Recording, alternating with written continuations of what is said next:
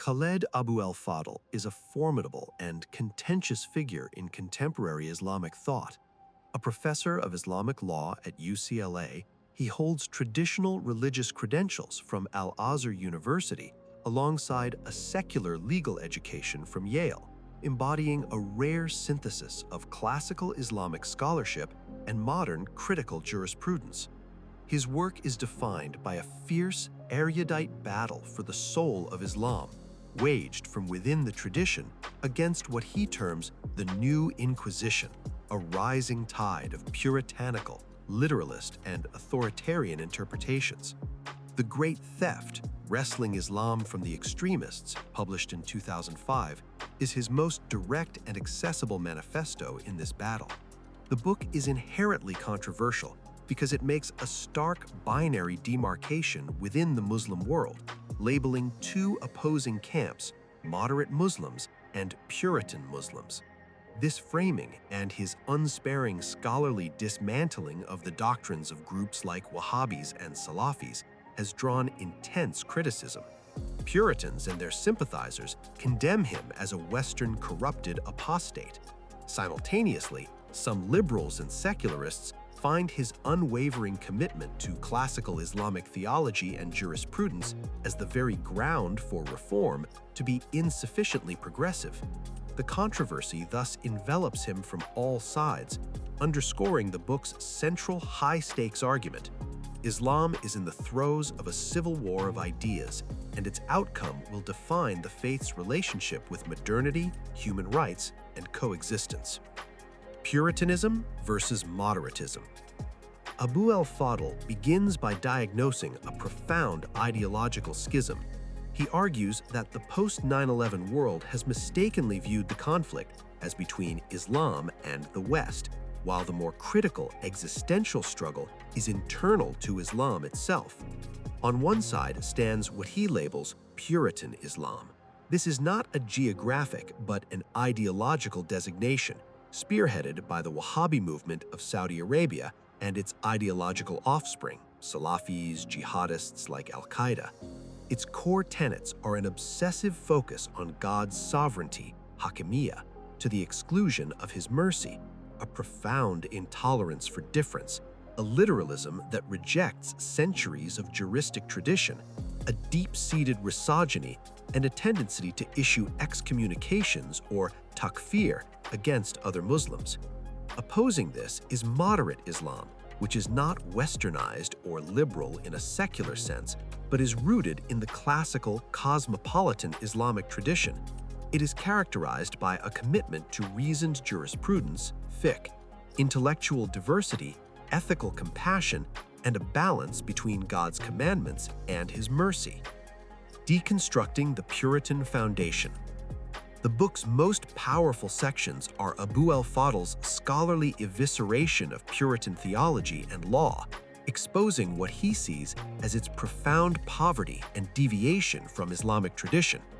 Number 1, the rejection of historical amnesia. Puritans, he argues, engage in a form of historical amnesia. They dismiss over a millennium of Islamic jurisprudence, theology, and philosophy, the work of the great scholars and schools of law, madhabs, as corrupt innovation, bid'ah. In doing so, they arrogantly claim to understand the Quran and Sunnah better than the generations that came immediately after the Prophet. They replace this rich interpretive tradition with a crude literalism and a direct, unmediated return to the texts, which in practice means following the dictates of their own contemporary sheikhs. Number 2, the culture of takfir, or excommunication. This is a central mechanism of Puritan terror. By radically simplifying and absolutist interpretation, Puritans declare vast swaths of Muslims, Shia, Sufis, traditional Sunnis, even those who disagree on minor points, to be unbelievers or kuffar. Abou El Fadl traces this to the influence of medieval figures like Ibn Taymiyyah, but argues Puritans have stripped his ideas of their nuanced historical context, weaponizing them. This theological justification for violence against other Muslims is, for the author, the gravest sin. Number 3, the negation of beauty and compassion. Abu El Fadl, also an expert in Islamic art and architecture, laments the Puritan war on aesthetics, the destruction of shrines, prohibition of music and art, and the austere, fearful religious culture they promote. He connects this to a theological flaw, an overemphasis on God's power and wrath, Jalal, at the total expense of his beauty, mercy, and compassion, Jamal. This creates a religion of fear, duty, and punishment, devoid of love, spiritual seeking, or intellectual joy. Number 4, misogyny as a theological pillar. Puritan gender laws are not just conservative social norms, but they are built on a corrupted interpretive process. He dissects their selective use of weak hadiths, their ignoring of the Quran's egalitarian spirit, and the active role of women in early Islam, and their systematic disenfranchisement of women from the realms of scholarship, leadership, and public life. He argues this is a betrayal of the classical tradition, which, while patriarchal, contained far more diversity of opinion and space for female authority. The Positive Project, reclaiming the moderate tradition.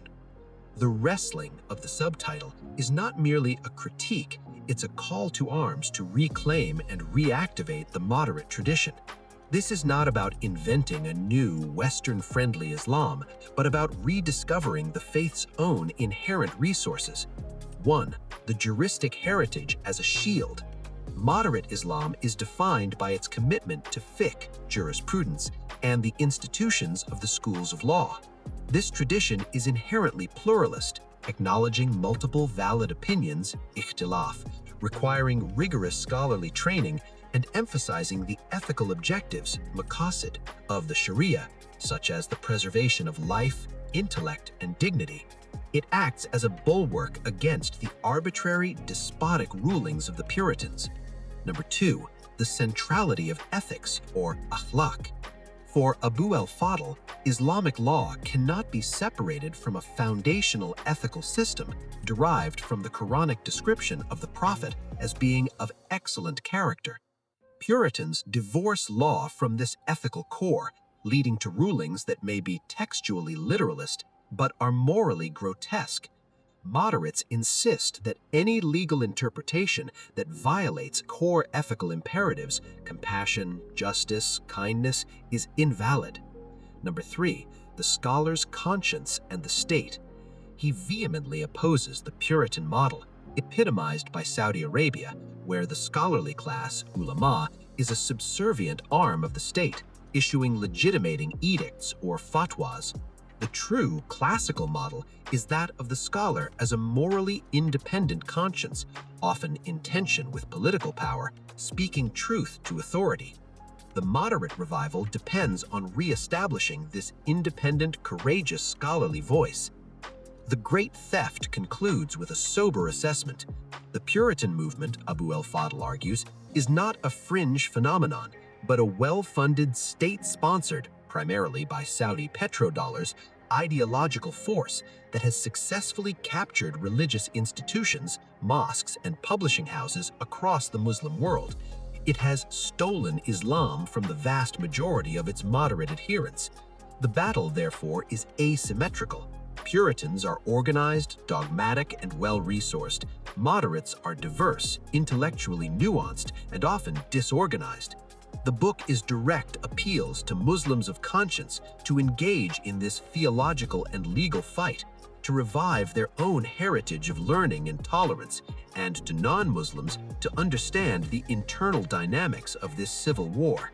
The ultimate theft to be prevented is the hijacking of a world religion with a rich civilization history by a hollow, rigid, and brittle fundamentalism that offers only conflict and despair. The path forward lies not in abandoning Islam, but in a courageous and rigorous return to its most profound, humane, and intellectually sound traditions.